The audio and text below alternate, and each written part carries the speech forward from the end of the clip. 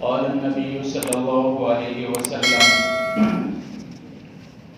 كل الناس يغدو فبائع النفس ومعتقها أو موبقها أو كما قال رسول الله صلی اللہ علیہ وسلم۔ میرے محترم بھائی اور بزرگوں، ہم اللہ کے ایک بہت بڑے فریضے کو ادا کرنے کے لیے اللہ کے دربار میں آئے ہیں۔ اللہ تعالیٰ ہماری عبادتوں کو قبول فرمائے اور اللہ تبارک و تعالیٰ ہر عبادت کے اندر ہمیں اخلاص عطا فرمائے۔ حضرت علی رضی اللہ تعالیٰ عنہ فرماتے کہ ایک تو عبادت کرتے ہیں لوگ جنت کمانے کے لیے، جنت کمانے کے لیے عبادت اگر کوئی کرے تو یہ بیپاریوں والی عبادت ہے۔ بیپاری ہوتا ہے، اپنی موڑی کو لگاتا ہے، رات دن تھکتا ہے اور وہ رات دن تھک کر کے ایک ہی مقصد کو پانے کی کوشش کرتا ہے کہ اس کو زیادہ سے زیادہ نفع حاصل ہو۔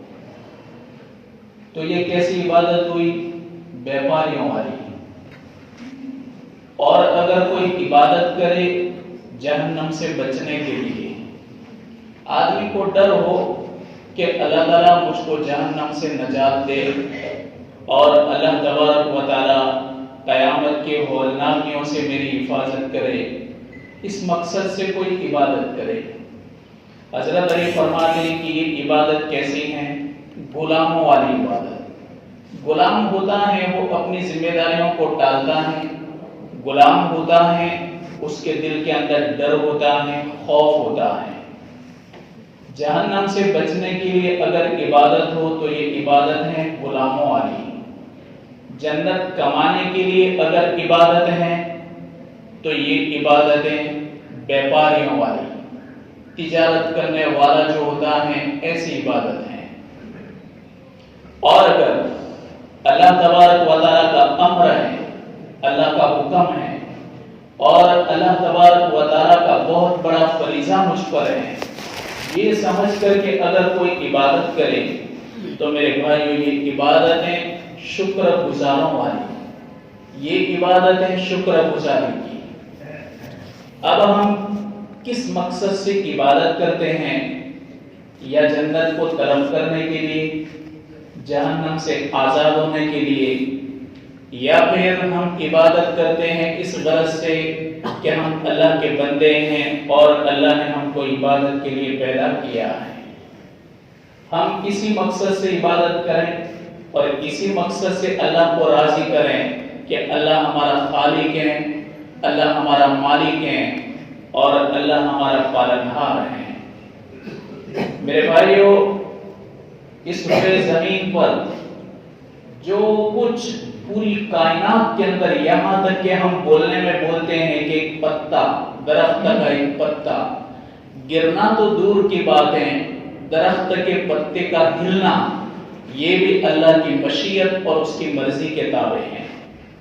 حضرت موسیٰ علیہ السلام کے بارے میں آتا ہے، موسیٰ علیہ السلام کا پیٹ درد کر رہا تھا۔ موسیٰ کلیم ہے، کلم اللہ موسیٰ تکلیما، اللہ نے موسیٰ علیہ السلام سے بات کی۔ موسیٰ علیہ السلام سیدھی دنیا سے اللہ سے بات کرتے تھے۔ ان کے پیٹ میں درد ہوا تو موسیٰ علیہ السلام نے اللہ سے آہوزاری کی، میرے رب میرا پیٹ دکھتا ہے۔ اللہ نے کہا موسیٰ تھوڑے چاول کھاؤ۔ موسیٰ علیہ السلام نے چاول کھائے، لیکن پھر بھی ان کا پیٹ درد بند نہیں ہوا، پیٹ دکھتا ہی رہا۔ دوسرے دن موسیٰ علیہ السلام نے اللہ سے کہا کہ میرے رب میرے پیٹ میں کوئی شفا نہیں ہو رہی، ابھی بھی درد ہو رہا ہے۔ اللہ نے فرمایا کہ موسیٰ تھوڑے چاول کھاؤ۔ موسیٰ علیہ السلام نے چاول کھائے، لیکن پیٹ میں کوئی افاقہ نہیں ہوا، درد برابر چلتا رہا۔ موسیٰ علیہ السلام نے تیسرے دن دعا کی کہ یا اللہ پہلے دن چاول کھائے، دوسرے دن کہاں تو کھائے، آج بھی میرے پیٹ کے اندر کوئی افاقہ نہیں، کوئی شفا نہیں، ابھی بھی میرے پیٹ کے اندر درد ہے۔ اللہ نے موسیٰ کو کہا کہ موسیٰ آج بھی چاول کھاؤ. موسیٰ نے آج بھی چاول کھائے. 3 دن لگاتار گزر گئے, کوئی فرق نہیں پڑا. چوتھے دن اللہ سے کہا کہ میرے رب یہ کیا چکر ہے, مجھے سمجھ میں ہی نہیں آ رہا. میں آپ سے شکایت کرتا ہوں درد کی, آپ علاج کے لیے کہہ رہے ہو کہ چاول کھاؤ, میں کھا رہا ہوں, آپ کا حکم ہے, لیکن آپ کے حکم کے باوجود میرے پیٹ میں کوئی اثر نہیں ہو رہا. اللہ نے کیا فرمایا کہ موسیٰ حکیم صاحب کے پاس جاؤ. تو کہا حکیم صاحب کے پاس کہاں؟ حکیم صاحب کو جا کر پیٹ چیک کراؤ. موسیٰ علیہ السلام گئے حکیم صاحب کے پاس. اللہ تعالیٰ نے ان کے کہنے کے مطابق جہاں شفا رکھی تھی اللہ نے وہاں بھیجا. موسیٰ علیہ السلام جب وہاں گئے ان کی نبض چیک کی, پیٹ پر ہاتھ رکھا. حکیم نے کہا چاول کھاؤ. بات کیا ہے, ادھر بھی چاول ادھر بھی چاول, کہا کھاؤ تم. کہا 3 دن میں تو کھا چکا ہوں. کہا آج بھی کھاؤ. موسیٰ علیہ السلام نے حکیم صاحب کی بات مانی, پر حکم تو اللہ کا تھا کہ حکیم صاحب کے پاس جاؤ. تو اللہ کے حکم سے حکیم صاحب کے پاس آئے. اب وہ گئے, چاول تھوڑے کھائے, فوراً درد دور ہو گیا. موسیٰ علیہ السلام فریش ہو گئے, کہنے لگے یا اللہ یہ تیری کیا قدرت ہے کہ 3 دن تو چاول کھلا رہا ہے, پیٹ میں درد ہے. حکیم جی نے ایک ہی مرتبہ چاول کھلائے, آرام ہو گیا. یہ ہو کیا رہا ہے؟ کہا موسیٰ 3 دن جو چاول کھلائے میں نے, وہ چاول کو میں نے ہی نہ کہا تھا کہ اس کا پیٹ ہے, اندر جاوے تو درد رہنا چاہیے, شفا نہیں ہونی چاہیے. 3 دن کے چاول کو میں نے ہی حکم دیا تھا. چوتھے دن تو حکیم جی کے پاس گیا اور حکیم کے کہنے پر چاول کھائے, اور اس سے تیرے پیٹ کا درد دور ہو گیا. اور چوتھے نمبر کے چاول کو میں نے ہی کہا تھا کہ اب اس کو شفا ہو جائے. میری حکمت یہ تھی کہ 3 دن تیرے پیٹ میں درد رہے, میری حکمت یہ ہوئی کہ اب تیرے پیٹ کے اندر شفا ہو جائے. شفا نہ دینا بھی میرے قبضے قدرت میں ہے, شفا دینا بھی میرے قبضے قدرت میں ہے. اللہ تعالیٰ نے کتنی بڑی کائنات پھیلائی, کتنی بڑی پھیلائی, وہ تو کوئی نہیں کہہ سکتے. کہنے میں خالی ہم کہتے ہیں اللہ نے اتنی بڑی کائنات پھیلائی. اسٹوڈنٹس ہیں, آپ میں پڑھنے والے ہیں, اسٹیفن ہاکنگ کا نام سنا ہوگا. اسٹیفن ہاکنگ جو ابھی قریب زمانے کے اندر یہ سائنٹسٹ مرا ہے, اس نے بلیک ہولز کی کھوج لگائی, آسمان کا دروازہ اس کو کہتے ہیں. یہ اپنی بھاشا میں, ناسا والے اپنی بھاشا میں کہتے ہیں بلیک ہولز. کتنا بڑا ہوتا ہے اس کو تو ہم تصور میں بھی نہیں لا سکتے. اتنی بڑی کائنات بنائی ایک ذرے سے. اللہ خود قرآن فرماتے ہیں اولم یر الذین کفروا ان السماوات والارض کانتا رتقا ففتقناہما. کیا ان منکروں کو اور ان نادانوں کو پتہ نہیں ہے کہ آسمان اور زمین ایک زمانے کے اندر سب ملے ہوئے تھے. ففتقناہما, ہم نے آسمانوں اور زمینوں کو پھاڑ دیا. اللہ فرماتے ہیں یہ تو آج کہہ رہے ہیں کہ بگ بینگ ہوا, اور بگ بینگ میں ایک بہت بڑا وسفوٹ ہوا, اور وسفوٹ کی وجہ سے یہ کائنات وجود میں آئی. تم آج کہہ رہے ہو 18ویں صدی میں, 17ویں صدی میں کہہ رہے ہو. قرآن نے تو 1450 سال پہلے کہہ دیا ففتقناہما, ہم نے بہت بڑا بگ بینگ کیا اور اس سے کائنات کو ہم نے وجود دیا. اتنی بڑی کائنات بنا کر کے بھی اللہ تبارک و تعالی نے کیا فرمایا, تبارک اللہ رب العالمین. کیا کہا کائنات کو بنانے کے بعد اپنے حق میں کیا کہا, تبارک اللہ رب العالمین, جہانوں کا پالنہار, بڑا بابرکت ہے. ایک انسان کو وجود دیا, انسان کو. اللہ فرماتے ہیں کہ منی کا قطرہ ہم نے मादरी रंग में डाला, फिर वो ग्रे वाइट से रेड हो गया, फिर रेड बनने के बाद जम गया, जमने के बाद बोटी हुई, बोटी के अंदर हमने बॉन्ड पिरो दिए, हड्डियां पिरो दी, फिर आहिस्ता आहिस्ता इंसान का दिल सबसे पहले बनता है। हमारे दिल की उम्र ज्यादा है, हमारी पूरी बॉडी के अंदर दिल की उम्र ज्यादा है, दूसरे बॉडी के जो पार्ट्स हैं इनके मुकाबले में दिल बड़ा होता है। अल्लाह ताला ने फिर उस पर हड्डियां पिरोई, गोश्त, चमड़ी लगाई। इंसान को बनाने के बाद अल्लाह क्या फरमाया, तबारकल्लाहु अहसनुल खालिकीन। इतनी बड़ी कायनात बनाई तो कहा तबारकल्लाहु रब्बुल आलमीन, कि बड़ा बाबरकत है जहानों को वजूद देने वाला। और इंसान को बनाने की बात कही तो कहा तबारकल्लाहु अहसनुल खालिकीन, कि तुम्हारा रब बेहतरीन बनाने वाला है, बेहतरीन पैदा करने वाला है। इंसान का स्ट्रक्चर बनाया और इंसान का जो सांचा बनाया, ये बनाने के बाद अल्लाह अपनी तारीफ अलग अंदाज में करता है। और इतनी बड़ी कायनात को बनाने के बाद अल्लाह अपनी तारीफ और तरीके से करता है। अपनी तारीफ के कलिमात थोड़े रखे और हमको बनाने के बाद जब अपनी तारीफ की तो बेहतरीन बनाने वाला अल्लाह तबारक व तआला इतना बड़ा आर्टिस्ट है कि इंसान का जो हुलिया बनाया अल्लाह तबारक व तआला ने अपनी मर्जी से बनाया। तो मेरे भाइयों, अपनी मर्जी से बना करके अल्लाह ने हमें आजाद नहीं छोड़ दिया कि मेरे बंदे मुझसे कट जाए और मेरे बंदे मेरे बागी बन जाए और मेरे बंदे बगावत करें और अपनी मर्जी के मुताबिक अपनी जिंदगी गुजारें।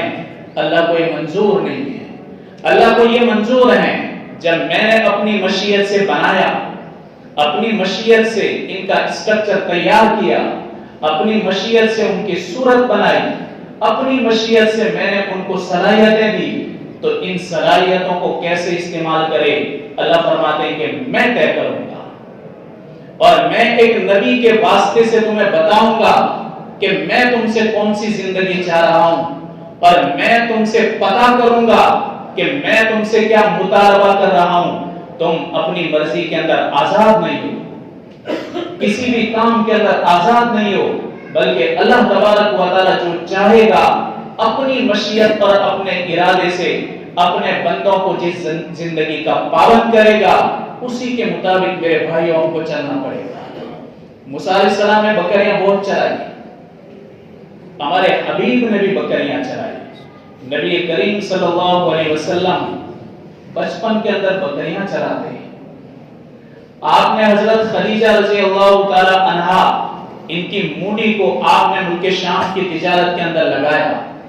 आप बड़े ताजिर थे, आप तिजारत करते और आपने सच्चाई और अमानत के ऐसे उसूल बताए कि अल्लाह के हबीब ने फरमाया कि अत्ताजिरुस सदूकुल अमीन मान नबिय्यीन वश्शुहदाई वस्सालिहीन।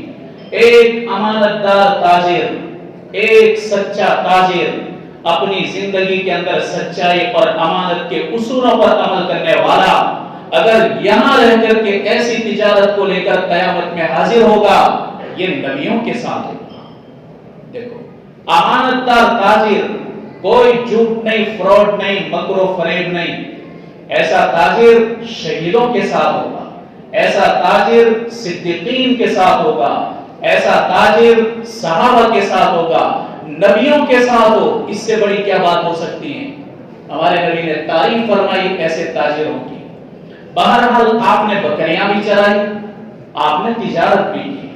मूसा अलैहिस्सलाम ने बहुत बकरियां चराई। एक बार बकरियां चराते चराते दूर जंगल में चले गए, इतने दूर चले गए कि थक गए और ऐसा जंगल था कि जहां भेड़िए ही भेड़िए नजर आ रहे थे जो बकरियों के शिकारी। मूसा अलैहिस्सलाम उनको तकाजा हुआ कि थोड़ी देर में आराम करो, थोड़ी देर में बैठूं, थोड़ी देर में आंख बंद करूं।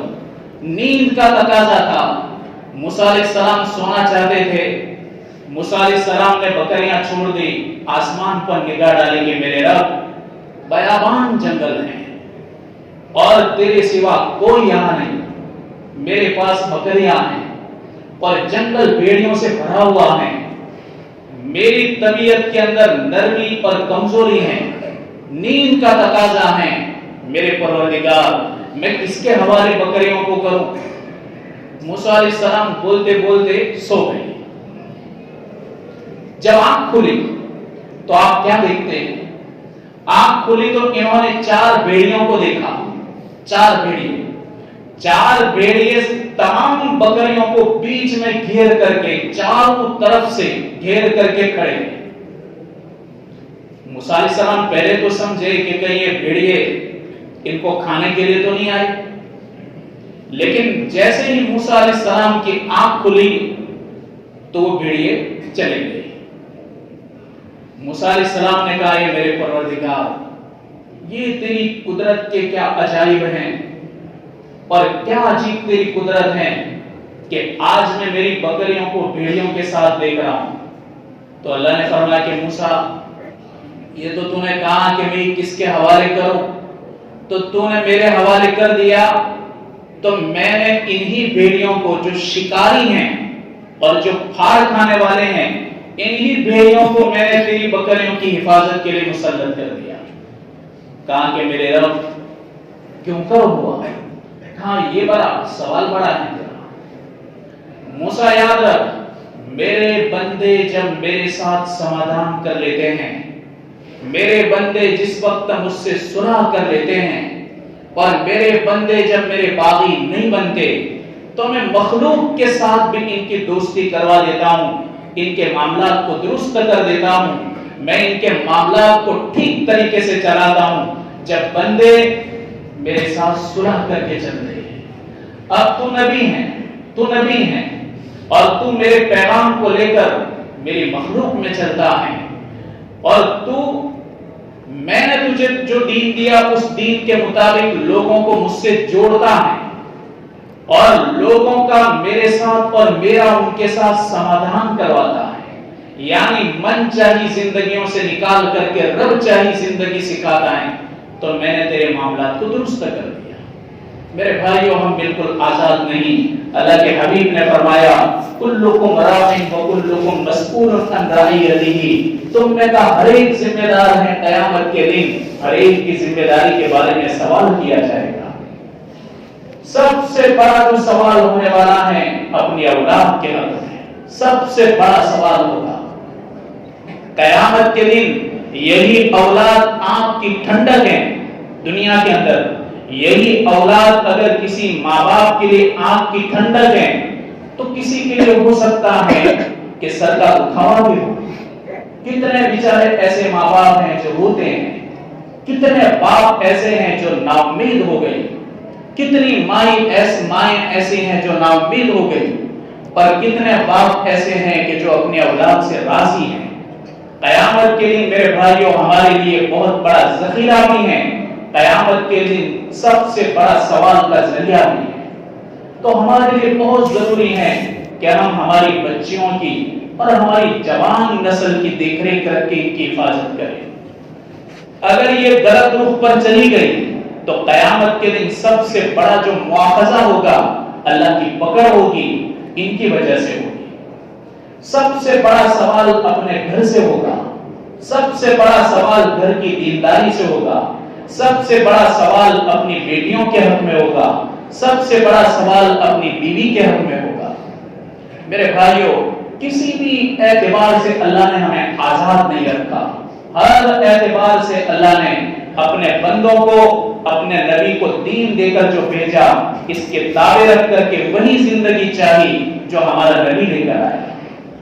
تو میرے بھائیوں، میں تو اکثر یہاں آپ کے یہاں کے علماء سے بھی کہتا رہتا ہوں کہ جو ہماری جوان بیٹیاں ہیں، جوان بیٹیاں، ان کی تعلیم کی اتنی فکر کرنی چاہیے، اتنی فکر کرنی چاہیے کہ ہماری بیٹی کبھی کل کسی کے گھر، کسی کی بیٹی ہمارے گھر، آج کسی کی بیٹی ماں بن رہی ہے اور ہماری بیٹی کل ماں بنے گی، اور اگر ان کو اچھا سے اچھا بہترین طریقہ اور بہترین تربیت اور عمدہ سے عمدہ تعلیم دی ہوگی میرے بھائیوں اس پر تو اللہ نے جنت کا وعدہ کیا ہے۔ نبی کریم صلی اللہ علیہ وسلم نے فرمایا کہ جس گھر میں 3 بیٹیاں ہو، 3 بیٹیاں، ماں باپ نے ان کی بہتر سے بہتر پرورش کی، ان کو اچھی تعلیم دی، باادب بنایا، ادب سکھایا، اس کے بعد مناسب جگہ پر ان کا رشتہ اور نکاح کر دیا،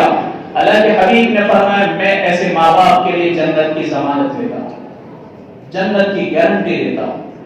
صحابہ نے کہا یا رسول اللہ، جن کے گھر میں 2 بیٹیاں ہوئی پر انہوں نے اچھی سے اچھی تربیت کی، تعلیم دی، پڑھایا، سکھایا، ادب بتائی، تہذیب بتائی اور رشتہ کیا، اللہ کے حبیب نے فرمایا یہ بشارت 2 بیٹیوں پر بھی ہے۔ صحابہ کی عورتوں نے کہا کہ جس کے گھر میں 1 بیٹی، آپ نے فرمایا ان کے حق میں بھی ہے۔ کتنی بڑی فضیلت ہے، اتنی بڑی فضیلت ہے۔ تو میرے بھائیوں ہم سب ذمہ دار ہیں، خالی کوئی آپ کا ٹرسٹ ذمہ دار نہیں ہے، ٹرسٹ کے 4-5 لوگ ذمہ دار نہیں ہوتے، ہر ماں اور باپ ایک والی کی حیثیت سے ذمہ دار ہیں کہ اپنی بیٹیوں اور اپنے بیٹوں کی فکر کریں۔ ہم دیکھتے ہیں ہمارے معاشرے اور ماحول کے اندر بیٹی جس وقت سمجھدار نہیں ہوتی، سمجھدار، اتنی عقل اور سمجھ نہیں ہوتی، تب وہ پڑھایا جاتا ہے جو وہ نہ سمجھے، اور جب سمجھدار بنتی ہیں، سمجھنے کے قابل ہوتی ہیں تو پڑھ کے اتر جاتی ہیں۔ ارے جب سکھانے کا نمبر آیا تو پڑھ کے اتر گئی، اب گھریلو کام کاج کے اندر وہ مشغول ہو گئی، جب کھڑا علم لینے کا وقت آیا تب تو وہ چلی گئی۔ تو آپ کو ایسا نظام بنانا چاہیے کہ میرے بھائیوں 12 سال کی عمر میں اگر لڑکی قرآن مکمل کر لیتی ہیں تو 13، 14، 15، 16، 17 سال اس کی جو ایج ہے، شادی کی ایج، وہاں پہنچتے پہنچتے ہماری لڑکی آزاد ہو کر نہ نکل جائے، بلکہ ہماری بیٹی مدرسہ اور تعلیم سے بالکل لگی رہے کہ جس وقت ایک بیٹی کسی اور کے گھر جا رہی ہو تو میرے بھائیوں ایک بہترین ماں بن کے جا رہی ہو، ایک متقی اور پرہیزگار ماں بن کے جا رہی ہو۔ میں اکثر کہا کرتا ہوں یہاں ہماری برادری الحمدللہ ہم سب، میں اور آپ ایک ہی برادری کے ہیں، ہمارا ایک ہی بلڈ ہے، ڈی این اے ہمارا ایک ہی ہے، ہم سب کو مل کر کے اس کی فکر کرنی چاہیے۔ اللہ تبارک و تعالیٰ ایک ایسی سسٹم بنائے گا کہ قیامت تک آنے والی جتنی نسلیں ہوں گی میرے بھائیوں اس سے فائدہ اٹھاتی رہے گی۔ اس میں ہم سب کو سپورٹ کرنا ہے، خالی اس کو ذمہ داروں کے حوالے نہ کریں۔ آپ میں بہت بڑے انٹلیکچوئل لوگ ہیں، سمجھدار ہیں، میں آپ کو پہچانتا ہوں، اللہ نے بڑی صلاحیتوں سے نوازا ہے، عمدہ صلاحیتیں دی ہیں، اور اس امت کا ایک آدمی بھی حقیر نہیں ہے۔ جو بھی لا الہ الا اللہ محمد الرسول اللہ کے جھنڈے تلے آ گیا، اس سے بڑھ کر کے کوئی آدمی عقل مند نہیں ہے۔ اگر کوئی چاند پر چلا گیا لیکن اللہ کو نہیں مانتا، اس سے بڑا بیوقوف کوئی ہے کہ اللہ کے عجائب کو دیکھ کر کے بھی پھر بھی وہ اللہ سمجھ میں نہیں آیا۔ اگر کوئی منگل گرہ پر چلا گیا اور منگل کا معائنہ کیا لیکن منگل کو دیکھ کر کے اللہ سمجھ میں نہیں آیا، یہ بیوقوف ہے۔ اور ہمارا ایک جو اللہ اور اس کے رسول پر ایمان رکھتا ہو، بھلے وہ ان پڑھ ہو، اس کو اپنا نام لکھتے بھی نہ آتا ہو، اللہ کے یہاں سب سے بڑا عقل مند یہ ہے، اس لیے کہ اس نے اپنے خالق کو پہچانا ہے، اپنے مالک کو پہچانا۔ تو ہر ایک کو اللہ نے بڑی عمدہ صلاحیتوں سے نوازا۔ آپ قربانی دینے والے لوگوں کو، آپ کے بلڈ میں سخاوت ہے، آپ کے بلڈ میں قربانی ہے، ماننے کا بھی جذبہ ہے، ماننے کا بھی جذبہ ہے۔ اللہ تبارک و تعالیٰ نے چھوٹا شہر ہے، چھوٹا قصبہ ہے، اللہ نے بڑی عمدہ صلاحیتوں سے نوازا ہے۔ اپنی صلاحیتوں کے مطابق مل جل کر میرے بھائیوں کام کرنا چاہیے۔ اللہ تبارک و تعالیٰ ایک ایسا بہترین نظام قائم کرے گا کہ جس نظام کے اوپر ہماری معصوم بچیاں اور بچے چلیں گے، اللہ تبارک و تعالیٰ قیمتی بنائے گا، قیمتی ہیرے بنائے گا۔ ہماری نسل بہت قیمتی ہے، خالی انہیں بچانی، بچا کر کے ان کو تربیت والا بنانا ہے۔ بہت قیمتی ہیرے ہیں، ہماری بچیاں بھی بہت قیمتی ہیرے ہیں، खाली हीरा वही होता है जिसको बराबर जितना घिसा जाता है इतना चमकदार बनता है, जितनी मेहनत की जाती है इतने कैरेट बढ़ते हैं। हमारे बच्चे भी हीरे हैं, इनके कैरेट बढ़ेंगे अगर हम मेहनत करेंगे। एक फिक्र की मैंने बात आपके सामने रखी है। अल्लाह तबारक व तआला कही हुई बातों पर सुनने और समझने की, अमल करने की तौफीक अता फरमाए। और अल्लाह तबारक व तआला दीन की और दीन के जो खिदमतगार हैं इनकी ताज़ीम करने की हमें समझ अता फरमाए। अक्सर ये बातें होती है जुमा के दिन।